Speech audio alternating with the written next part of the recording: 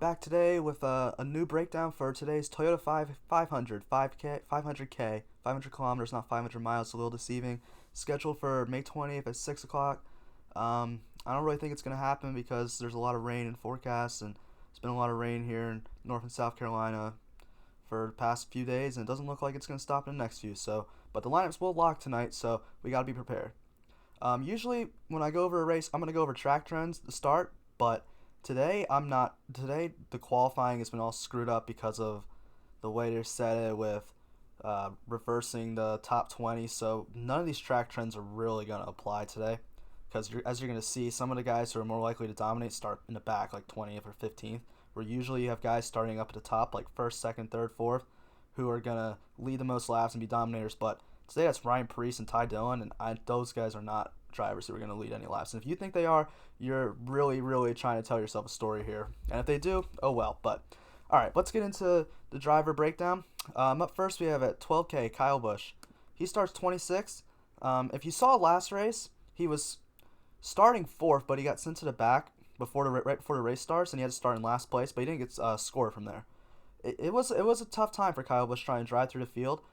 He was not like the Kyle Busch I've seen in the past at Darlington, as he usually was able to just drive straight up through the field and get to the front of the pack. He got to the front at the end and was in the top 10 before he had a loose wheel that sent him down pit road. Really ruined his day. He ended up finishing 26th, and it didn't look so great for Kyle Busch. But if you really watched the race, you did realize that Kyle Busch was able to get back up to the front of the pack, and this time he doesn't have to start in dead last. It's 26th, so it should be an easier pathway to get up to the front. Um, Kyle Busch is still one of the best here at Darlington. He has a track average of 5th, which ranks 2nd, and a average running position of 10.63, which ranks 8th. And he has 27 quality passes at the track. That's not one of the highest, which obviously could be seen as he was kind of struggling getting through the field, but I still don't really see any reason why Kyle Busch, one of the best in NASCAR and one of the best at Darlington, should have a problem getting through the field. Coming into this race, he's got a last 5 average finish of 6.66, which is one of the best in NASCAR, but his average running position hasn't been so great. As you saw last race, I mean that's definitely skewed from last race because he was struggling in the middle of the pack most of it. But he does have 59.5 quality passes coming in. Gibbs hasn't been the strongest team this year, but they've still been strong enough, and Kyle Busch is just that good of a driver. He's definitely going to be chalky today, starting 26. People are going to want to play him. You really do want him to get up to the front and lead some laps, and I don't really know if that's an impossibility for him because Gibbs didn't show many laps led in the last race, and starting back in 26, I don't know if that's really the way to go here.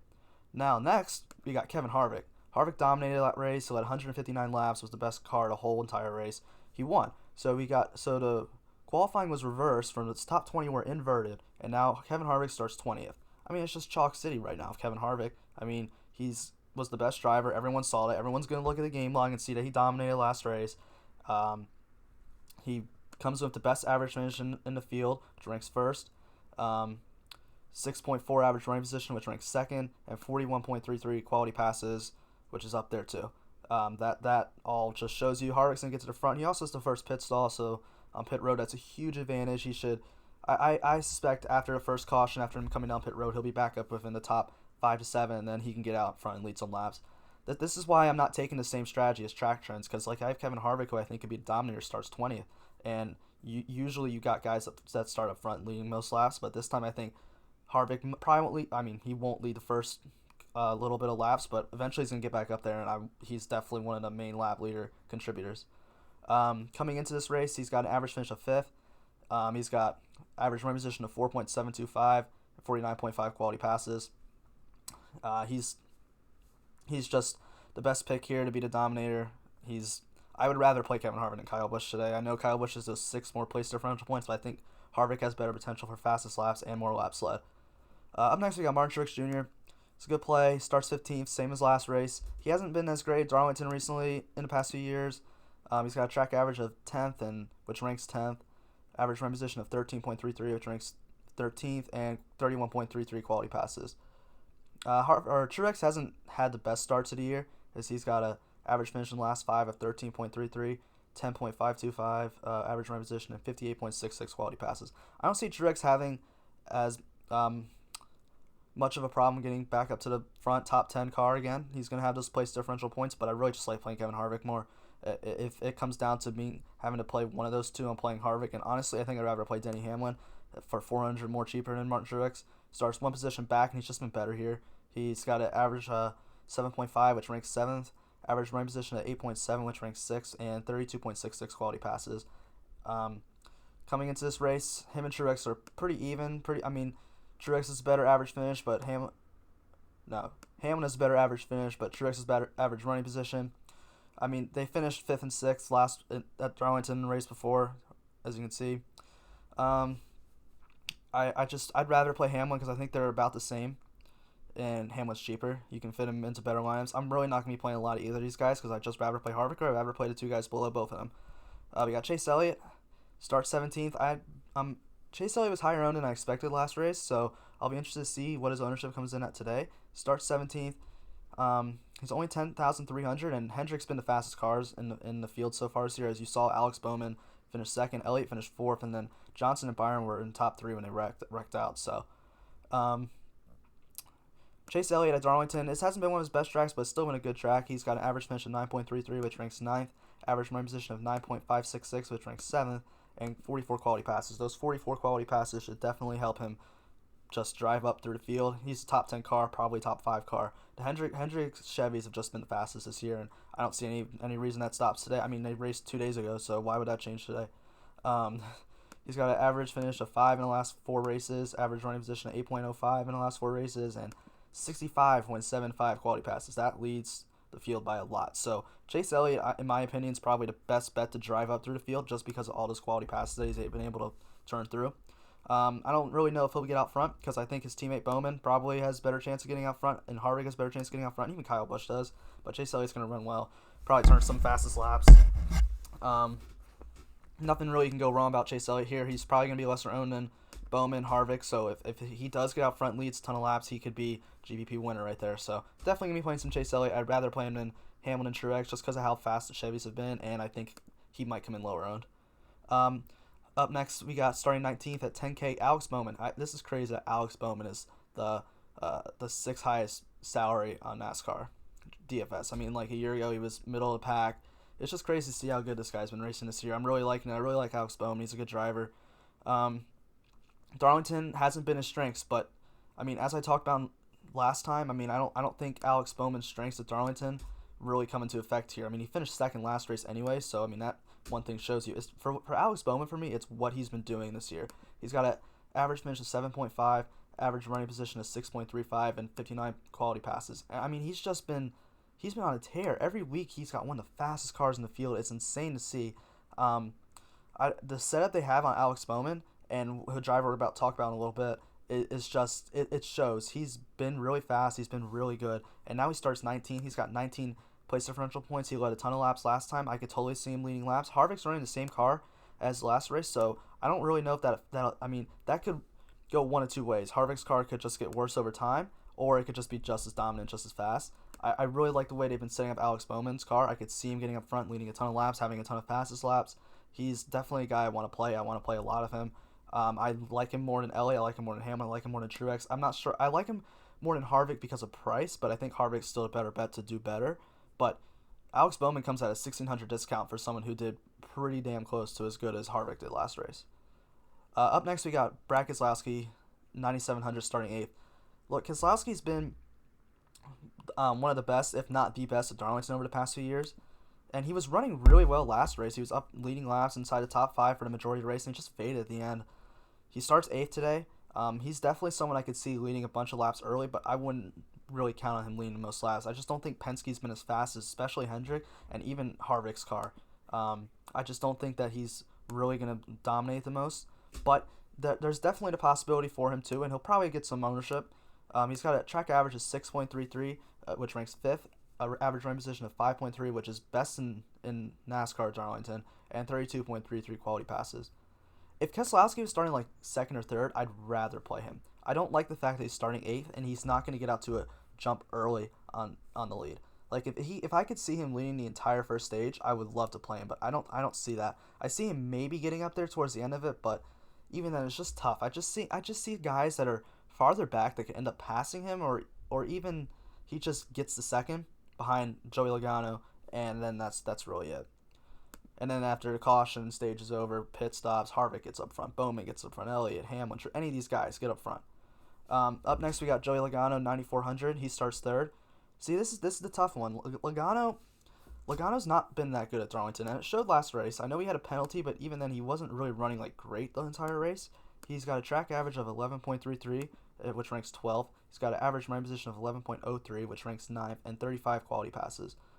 I mean, and he's been really, really good this year, but I mean, Penske hasn't been the fastest team. They've been fast, but I'm still like Hendrick's team, and just Harvick on Stewart-Haas. The other guys just aren't as good as Harvick on Stewart-Haas. So they were better drivers that really having more success as well. Logano coming in has got an average finish of 5th, average running position of 8.25 and 57.5 quality passes. I like Logano to be the guy to get out front and lead early because, like, okay, he starts third, and the two guys he's got to pass are Ryan Preece and Ty Dillon. He should do it on lap 1. If you're telling me that Joey Logano cannot get past those guys to start, he's not going to have a great race. But after that, I don't see really many laps left. I like Logano more than Keselowski just because I think he'll lead more laps.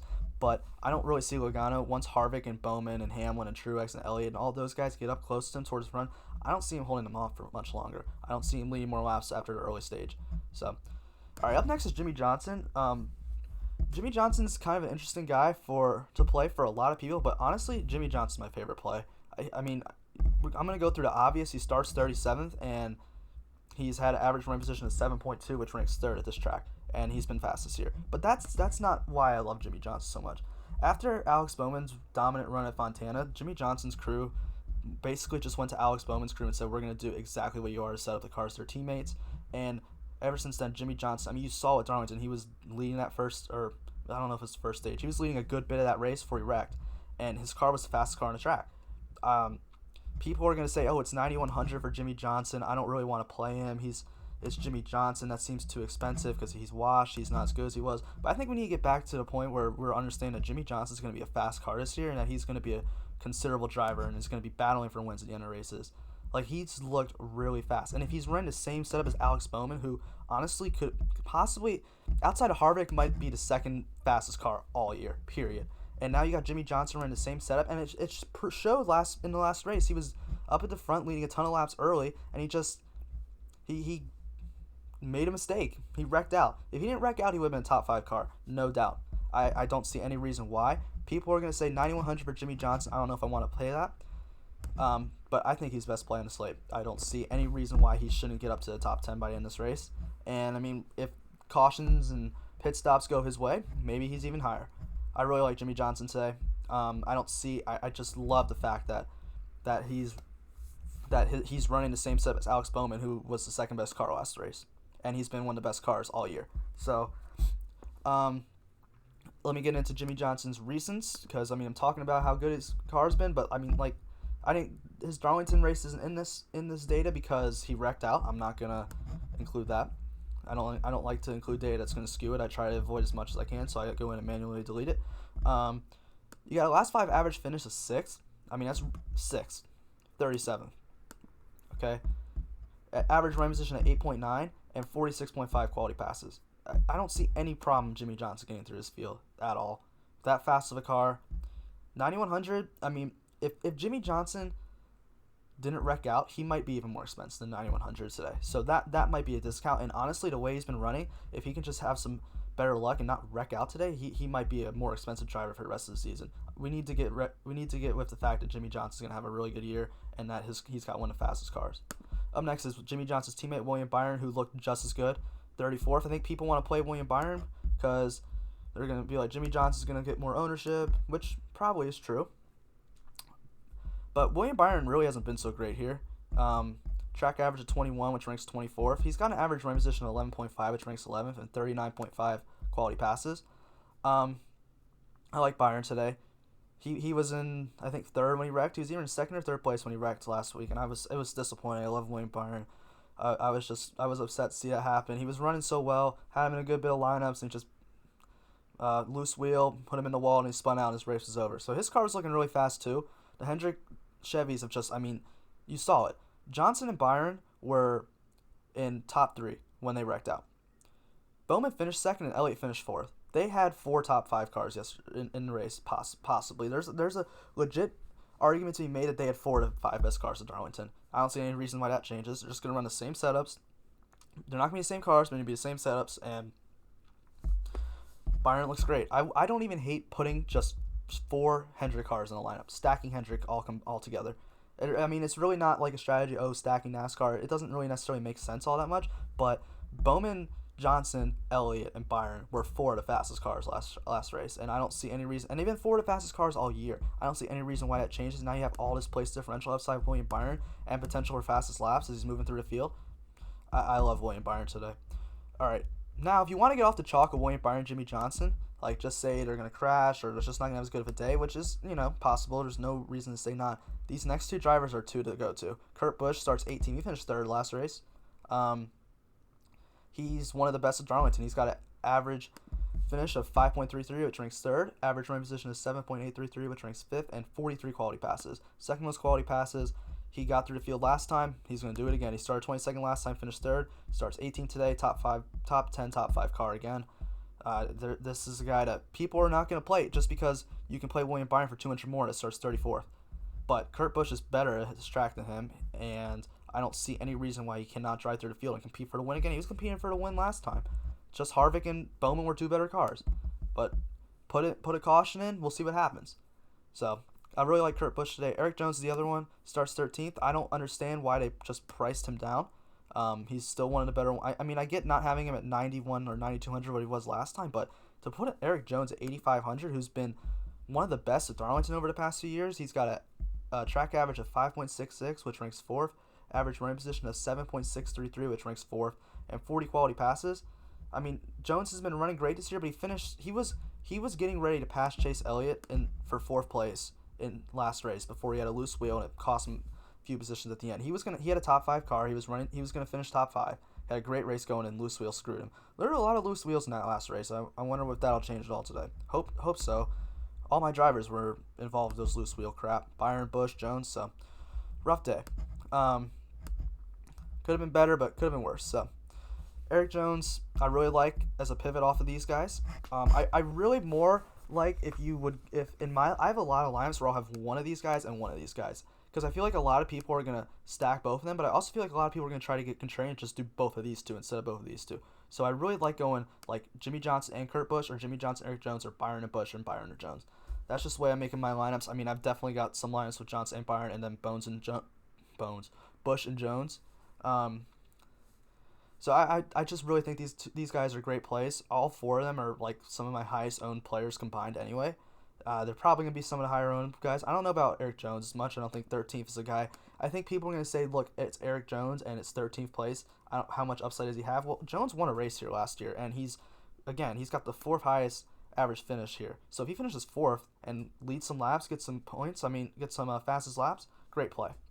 All right, up next is Ryan Blaney. I think Ryan Blaney's going to be a guy that a lot of people say could get out front and leads on laps, but Ryan Blaney's not. Ryan Blaney at Darlington's bad. Like, you just look at all the stats around him and all the colors, and then you get Ryan Blaney here. He just hasn't been good. He's got an average finish of 14.66, which ranks 19th. Average running position of 16.4, which ranks 17th. And quality pass is 16.33. Blaney's been having a lot of bad luck to start the year. As you can see, his last 5 average finish really shows that, but he's been running really well. 7.7 average running position. He should have won at Vegas, and he should have finished 2nd at Fontana. Just some bad luck screwed him over there. But Blaney at Darlington is just not the way to go, in my opinion. I just don't think if I can pay 200 more for Erik Jones or 400 more for Kurt Busch, I'd rather do it. I don't know about this guy. Chris Buescher, 8,100. He starts 32nd, but it's Chris Buescher for 8,100. Like, that's ridiculous. Like, I feel like Draftkings is just trying to trap people into playing this guy. I mean, I know Chris Buescher. I mean, I talked about Chris Buescher so much last race, but he was in the low 7. He was 7K on Draftkings. Now he's 8,100. I know he starts 32nd. He's been good here in the past. Average position of 12.5, which ranks 16th, and average rank position of 17.66, which ranks 20th. But last race, you saw Chris Buescher was bad. I was really just disappointed the entire race because I had a lot of Chris Buescher and how bad he was running. He was not looking good, and I mean, finally wrecked out, which made he finished 32nd, but he was running like 25th, 26th the whole race. For 7 place differential points at 8,100 for the 7th place to be 25th, I don't like that. I'm not playing Chris Buescher today solely because of his price. I was hoping he's going to be in the low 7Ks again, or even in the 6Ks. I was just going to play him again. But, like, for 8,100, Chris Buescher, even, like, I mean, you got cars like Tyler Reddick, Matt Kenseth, Almirola, Boyer. All these cars are better than Chris Buescher's, and he's 8,100. It makes no sense to me. I think DraftKings is trying to trap us into playing him. I'm not going to play Chris Buescher today. Maybe he has a great race. Maybe he's in the winning lineup, and I'm screwed. But I just don't see Chris Buescher paying off an 8,100 salary. I also don't see Ricky Stenhouse Jr. paying off a 7,900 salary. He starts 39th, and people are going to want to play him because he starts 39th. But Ricky Stenhouse Jr. at Darlington has not been good. He had one good race a few years ago where he finished in the top 10, but he's got a track average of 12, which ranks 14th. But look at his average running position of 23.65. That ranks 26 in the field and 4 quality passes. None of that's good for Ricky Stenhouse Jr. And it's not like he's been good this year either. Average finish of 11.25 and an average running position of 19.33 and 11 quality passes. None of that's that good. And Ricky Stenhouse Jr. is not in all. Most of his data points are from when he was in the 17 car that Chris Buescher is driving, which is much better than the JT Daugherty car that Ricky Stenhouse is driving now. And you saw Ricky Stenhouse is aggressive, and I think it's just so funny that, I mean, a lot of people were saying Ricky Stenhouse, anyone's going to wreck early, and he wrecked on lap 1. So that was pretty funny, pretty entertaining. I felt bad for the guy, but I don't think he'll do that this time. But still, I just don't see the upside for 39th place for someone who's really not that good here, and at 7,900. If Ricky Stenhouse was down in the upper 6K or even low 7K, it'd be a different story. But for 7,900 for Ricky Stenhouse Jr., when I can just get Tyler Reddick for 7,700, that's what I'm going to go. Tyler Reddick starts 14th. I think a lot of people are still going to play Ricky Stenhouse Jr. because they see starting 39th. It's a good play because that's just, it's casuals. But I don't want to play. I'd rather play Tyler Reddick. I'm not having any Stenhouse. I'm having a good bit of Tyler Reddick. Tyler Reddick, he finished, 7th last race? I mean, this guy has been on fire to start the year. It makes Austin Dillon look like crap in that car. Austin Dillon's his teammate, by the way, if you didn't know that. Same equipment. But Tyler Reddick was up in the top 10 really early on in the race, starting 29th. He was just driving through the field. But he got a penalty. It sent him all the way to the back, and he drove through the whole field again. So now he starts 14th. That's already an advantage. Tyler Reddick's a potential top 5 driver. I know people don't want to say that. People are like, Tyler Reddick, he's a rookie. He's an RCR, maybe not as good of a driver. But Tyler Reddick at 7,700, he's been balling out this year, and I really like it. I mean, this is only from in the Cup Series, so it's literally just last race, but finished 7th, at an average run position of 13.2 and 32 quality passes. I see him being fine, getting up to in the top 10 again, and I mean, he has potential for more. That's why I'm playing him. I like his floor. I think he's got a good top 10 car, good some place differential points there, and high points for his finish. But he also has potential to lead some laps, get up front, have some fastest laps, be a top 5 car. Matt Kenseth is number 1. Matt Kenseth surprised me, honestly. First race back, he finished 9th place. I'm going to have some Matt Kenseth today just because he's been fast. I'm not really looking at his data as much because it's a different car that those data points are taken from. But he starts 11th. I don't really see him getting up to the front or anything, but if he can hover around 11th or 10th, get a few fastest laps here and there, he's going to pay off his salary. He's just been really, he looked really solid at Darlington the other day, and I just don't see any of that going away. He doesn't really have as much upside, but he definitely doesn't have as much downside, I guess. I don't see him losing a ton of spots here. I mean, maybe he just got lucky in that first race and he's going to come back and be bad like I thought last race and I'm going to be screwed. But, I mean, I really liked what I saw from him. He's in a fast car at 42 at Darlington. Larson was one of the best at Darlington in NASCAR. And, I mean, that's probably what the car set up for. 42 has just been fast here. And, I mean, so is his teammate, one car, Kurt Busch. Both have been really good at Darlington. Kenseth should be fine. Kenseth was in the second place lineup in the big competition, big $1 million competition that I made $15 in. Great day, yeah. So Matt Kenseth, starting 11th. I like him. He's not my favorite play. I'd rather play Tyler Reddick, but I don't mind Matt Kenseth at all. I think Reddick will probably be more owned. I think Buescher and Stenhouse especially Stenhouse, could be more owned than both Riddick and Kenseth, but I think Riddick and Kenseth are probably going to have more points by in this race and will come in vastly lower owned than these two. Up next, we got this trio here: Almirola, Bowyer, Dillon. I'm not playing any of them, or DiBenedetto. I'm just going to talk about all four of them right now. None of them are really that great at this racetrack. They all start too high. To see, this is you get past the 7,600. We're starting to, and we need some value if you want to play these guys. It's starting to get really, really hard to find good value to play with these guys. And like Erik Almirola starts 9th, Bowyer starts 4th, Dillon starts 10th, and DiBenedetto starts 7th. I don't even see them holding their position. There's a reason they start there because they finish farther back. And look, Almirola, he's not good at Darlington. Clint Bowyer's been better at Darlington, but he starts 4th. I mean, what are you? If you're playing Clint Bowyer starting 4th place, you know you have to want him to get up front in lead laps. And do we really think Clint Bowyer's getting up front in lead laps? Not really. Austin Dillon starts 10th, hasn't been as great. All his averages are worse than 10th place. I don't see any reason why he stays around there. And DiBenedetto, just not as fast of a car, starting 7th. I just don't really see the upside there. So those four I'm just not playing at all. I don't see the point of playing them.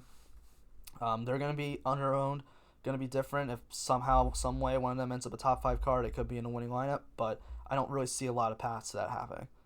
Up next, we have Christopher Bell. Christopher Bell was actually running pretty good. He had an average running position of 20.4, but that was better than what it was. I mean, he was in about like 15th, 16th place for most of the day before he wrecked and just couldn't recover from it. It was disappointing. Had a good bit of Christopher Bell. But he starts 24th now. I don't hate Christopher Bell again, because he was running well and he's in a good car. DiBenedetto's had good, done well at Darlington to pass with that car, and it's a Gibbs car. So I like Christopher Bell because he's not the best value play. He's not like, oh, I'm really excited to play Christopher Bell today, but we need some value if you want to play these guys, and Christopher Bell at least gives you some. He has some place differential upside. It's really about it. Hasn't been running so great this year, but he's also been a lot of bad luck getting involved in wrecks. If that bad luck can stay off today, he might have a good day. I could see Christopher Bell being in a winning lineup just because you need some value. You got Cole Custer. Cole Custer starts 22nd. He wasn't running terrible. He had an average running position of 19.7. That's not bad. I'm going to play Cole Custer again because I need value. And he's in a good car and a Stewart House car, which, maybe they can put up a setup close to Harvick, and maybe Custer has a good day. Custer has been really good here in the Xfinity Series in the past. It's a different series, way, way better competition, so I don't really expect him to do much, but we need value, and Cole Custer gives us some value. He's been doing solid this year. He's got a last 5 average finish 17, so if he gets 17 from 22nd, that's a pretty good day for Cole Custer. Average running position of 20.5. The 14.75 quality pass I'm not big on, but I'm really just banking off I need value, so I'm going with the guys that are starting closer to the back, and Cole Custer does that. He's in a good car. He's in a better car than Bell. He's in a better car than Newman, Nemechek, all these guys. So he's the upside. I think Cole Custer has more upside than the rest of these guys. So I like Cole Custer. I have to play him. Not a Cole Custer fan. I don't think he's as good of a driver as everyone says he is, but you need some value. Ryan Newman, that sucks. I love Ryan Newman at Darlington. He was looking good, and now he starts 6th. I'm just not. Again, the same thing as these guys up here. If you're playing Ryan Newman, you want him to hover around the top 5 all day, get some fastest laps, maybe even lead some laps. You really think you're getting that from Ryan Newman? He's going to lose spots. He's to 6,400 salary. He's not going to be paid off. John Hunter Nemechek's interesting. Starts 12th. John Hunter Nemechek was a guy that I really wanted to play last time, and he paid off big time. Finished 9th place from 34th, I think, something like that. 39th. He started really far back, and he finished 9th. It was great. It was insane. I was not expecting that. Now he starts 12th. Oh, do we really think John Nemechek can do that again in that front row car? Oh, it's tough. It's not someone that you really want to play, but look, I don't think people are going to play John Hunter Nemechek as much this time, just for the fact that he starts 12th, and it's John Hunter Nemechek, and he's not in such a good car. If John Hunter Nemechek gets up 2 spots, gets back in the top 10 again, if he has that top 10 run again, he's going to be under-owned, and he's going to be a value again. He's probably going to be in a winning lineup again.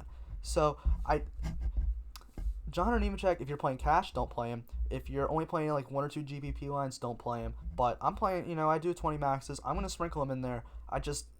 He's got upside now. I didn't expect to see upside from John Hunter Nemechek, but we saw it. And this is the same track. His car's going to probably be set the same way, so why not? Why can he not finish in the top 10 again? It's going to be a tough race tough for him, but the upside's there now. I can see it. So I'm interested to play John Hunter Nemechek. Suarez, I cannot believe he finished 25th. That's crazy. Best races for him all year. 6,100 is still too expensive. He's not going to finish higher than 25th. He's probably going to finish worse, honestly, because I don't think that car's 25th place car. I don't think Suarez is good enough of a talent to bring that much out of that car. Suarez at Darlington, even in the past cars he's run, hasn't been good. I mean, look, this is just past 2 years, 27th best average finish and 31st best average running position, and he hasn't been good this year because of how bad that car is. Suarez is not a guy to play. I don't suggest playing him. Ty Dillon starts second. Ty Dillon's a great value, great chalk play last time. This time it's the opposite. You really think Ty Dillon's going to get out there and dominate a race? No. Come on now. You're lying to yourself if you think Ty Dillon's going to be a dominator. So I'm not playing Ty Dillon today. I wouldn't play Ryan Preece either. I'll just talk about him right now. Starts on the pole, 5,400. There's a reason why Draftkings priced him so down. He's not. I mean, he was a fast car for a little bit. I mean, I could see him lean like lap 1, maybe 2, but that's it. Ryan Preece isn't going to dominate. He's going to fall back again. He's going to finish right around the same race he did. Lose a ton. I mean, he could honestly have negative points today. So same with Ty Dillon. Both of them have negative point potential here today. So I just wouldn't play him. No one's going to play him. Don't try to tell yourself that Ty Dillon or Ryan Preece is going to be a dominator today, because it's not going to happen. Michael McDowell starts 23rd. If you want to play Michael McDowell, I can see why, but I just don't see him really advancing his position that much. Average finish of 21.5, which ranks 26. Average running position of 24.3, which ranks 28th, and 1.5 at quality passes. I don't see the upside for Michael McDowell here. I don't really see him getting much more positions. If anything, I see him falling back. He is 5,800. If he gets inside the top 20, yeah, he could pay off that salary, but I don't really see it. Bubba Wallace at 21st. See, Bubba Wallace is probably the best car out of Nemechek, Suarez, Dillon, McDowell, Bubba, Lajoie, and Preece, but Bubba Wallace just isn't that good. It sucks, man. He's a funny guy, but he's just not that good. Starts 21st. I guess he has the potential because of the car to get up front, or to get up some positions, but 23.66 average position, which ranks 29th, 24.96 average running position, which ranks 29th, 0.66 quality passes, and on the year, it's not. I mean, Bubba's got an average position of 18.25, but at Darlington, he's just bad. Like, if it was a different track, I'd be like, okay, I can see why, but he's just not good here, and I don't really see the upside for Bubba Wallace here. He has 5,700. If you're playing 150, even 20 max, maybe sprinkle him in. I'm not, but I could see why some people would. I'm going to play Corey Lajoie more. He'll be more popular just because he starts 31st. I don't want to play Corey Lajoie. He's not that good. It's disappointing because he's actually got pretty good equipment. He's got Stewart-Haas equipment, but I mean, he's just not been good. It's just so I always want to see Corey Lajoie do well. He's one of the guys I always talk about with my friends, but it's just average finish of 29th, average running position of 32nd. That ranks 32nd. Average running position of 26.3, which ranks 30th. I mean, he starts 31st. He could get a few spots just because cars could wreck, and I don't see anyone behind him passing him. So, I guess that's good. If he gets you a few positions, there you go. That's what I'm going for with my Corey Lajoie lineups. I just don't really see the upside of Corey Lajoie. I mean, I just don't want to play him. I hate these value plays today. You got so many good plays up top. I mean, there's just a million good plays, and all the value sucks. I hate the way NASCAR's inverted the lineups. I think it's dumb. But it does make for interesting lineups. It's going to be hard to make a lineup that you feel really, really comfortable about. And I think that's going to be interesting. And, I mean, that could play into people who take this more serious into their favor because they're not really going to know what they're going to do down here. So it's going to be an interesting day of racing. It probably won't happen today. It's probably going to happen Friday or Thursday because of rain. Rain just is everywhere right now, and it's just not fun. Thanks for watching. If you really like this video, I would love for you to hit a like and hit a subscribe. If you also want to follow me on Twitter, Instagram, Facebook, I'll put the links in the description below. I'm really active over there, and I'll answer any questions you have. I'll give good analysis on there. Thanks for watching. Everyone have a great day.